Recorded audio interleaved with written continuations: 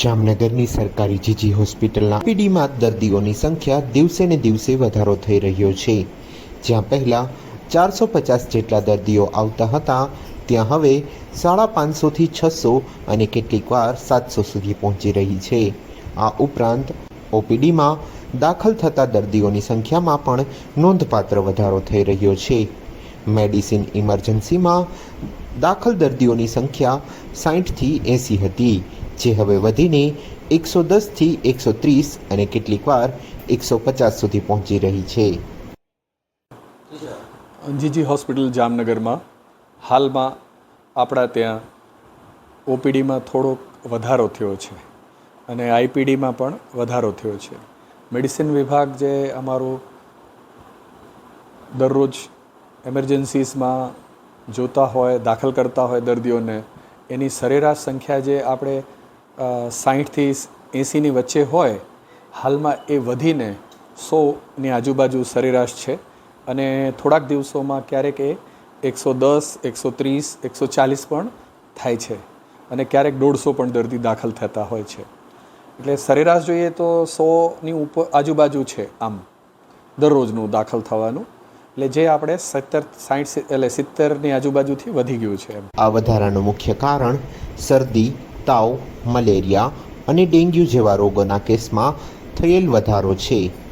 હવામાનમાં આવેલ ફેરફારને કારણે આ રોગ ફેલાવાની શક્યતા વધી ગઈ છે। મારું નામ વૈદ્ય ભૂપેશ પટેલ, પ્રોફેસર દ્રવ્યગુણ વિભાગ ITRA જામનગર।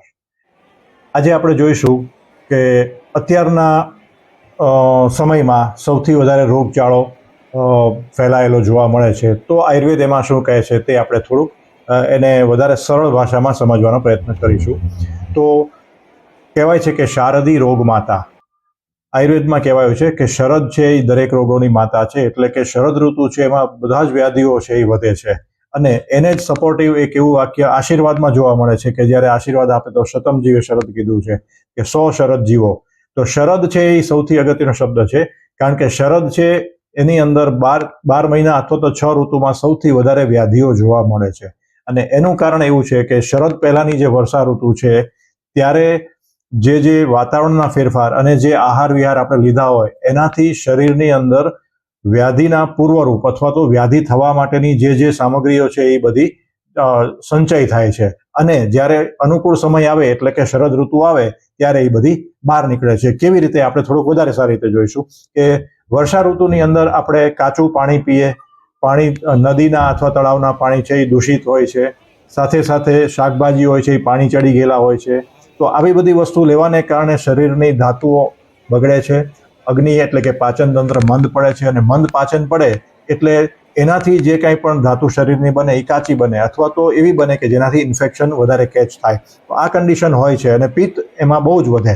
હવે પિત્ત વધેલું હોય પણ વર્ષા ઋતુની અંદર ઠંડક હોવાને કારણે એ પિત્તનો પ્રકોપ થતો નથી, પણ જેવું એ પિત્ત વધેલું હોય અને ઋતુ બદલાય એટલે કે વર્ષા પછી શરદ ઋતુ આવે કે જેમાં તડકા પડવાની શરૂઆત થાય અને તાપમાન વધે, તો તાપમાન વધે અને પિત્ત તો શરીરમાં છે જ કે જે ગરમીનું અથવા તો ઉષ્ણતાનું સૂચક છે।